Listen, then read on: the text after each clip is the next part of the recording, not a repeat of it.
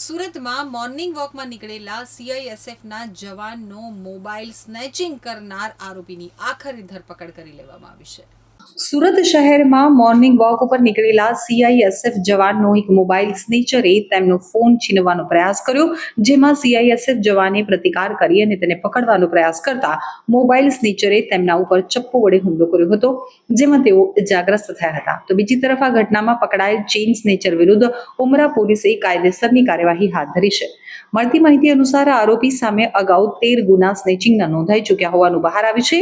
તો સુરત જિલ્લા પંચાયત ઓફિસ પાસે આવેલી સીઆઈએસએફ કોલોની નજીક સવારે સીઆઈએસએફ જવાન જંગ બહાદુર મોર્નિંગ વોક ઉપર નીકળ્યા હતા, ત્યારે એક મોબાઈલ સ્નેચરે તેમનો ફોન છીનવવાનો પ્રયાસ કર્યો હતો, જેમાં સીઆઈએસએફ જવાન જંગ બહાદુરે પ્રતિકાર કરી અને તેમને પકડવાનો પ્રયત્ન કર્યો હતો, જેમાં મોબાઈલ સ્નેચરે તેમના ઉપર ચપ્પુ વડે હુમલો કર્યો હતો।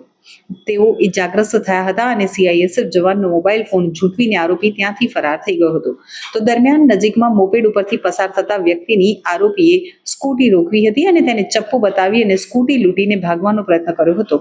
જો કે મોપેડ ચાલુ ન થતા તે ત્યાંથી દોડતો ભાગ્યો હતો। આ બનાવ સીઆઈએસએફના સબ ઇન્સ્પેક્ટર ગજેન્દ્રસિંહના ધ્યાનમાં આવ્યો હતો અને તેઓએ તાત્કાલિક મદદ માટે ત્યાં પહોંચ્યા હતા, જેમાં તેઓએ ભાગેલા સ્નેચરનો પીછો કર્યો અને અંદાજિત 1 કિલોમીટર સુધી પીછો કરી અને સ્નેચરને આખરે પકડી પાડ્યો હતો।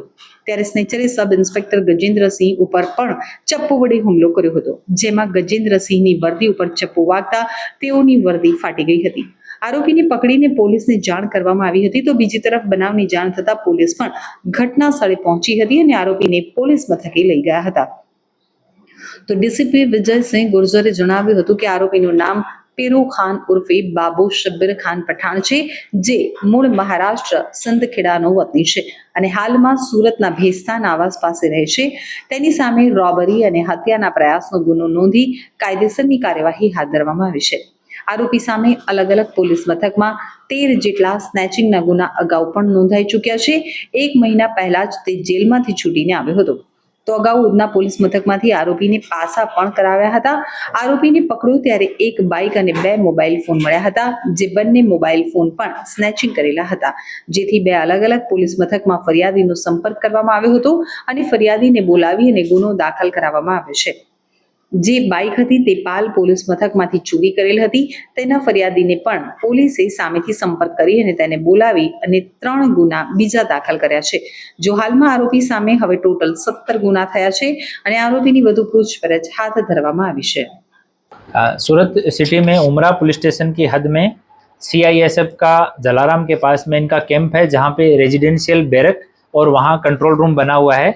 वहाँ पे सुबह करीब 8 बजे जंग बहादुर नाम का एक जवान था। वो जवान बाहर मॉर्निंग वॉक कर रहा था। उस टाइम पे आरोपी पीरू खान उर्फे बाबू शब्बीर खान पठान, ये बेस्तान आवास में रहता है, मूल रूप से सिंधखेड़ा महाराष्ट्र का रहने वाला है। ये एक टीवीएस की बाइक के ऊपर आया और इसने उसका मोबाइल छीनने का प्रयास किया।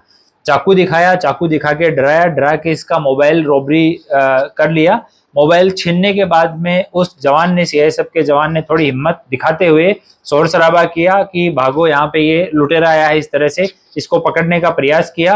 इस बीच में ये वहां से छुड़वा के चाकू दिखा के भागा और सामने एक स्कूटी पे एक दूसरा व्यक्ति जा रहा था, उसकी स्कूटी रुकवाई, उसको चाकू दिखा के वो स्कूटी भी लूटी। स्कूटी स्टार्ट नहीं हुई इससे, तो वो स्कूटी को छोड़ के पैदल भागा। इतने में कैंप के अंदर से सीआईएसएफ के जवान दूसरे और कुछ आसपास के लोग वो सब इकट्ठे हुए और वहां इसको पकड़ के पुलिस को फोन किया गया।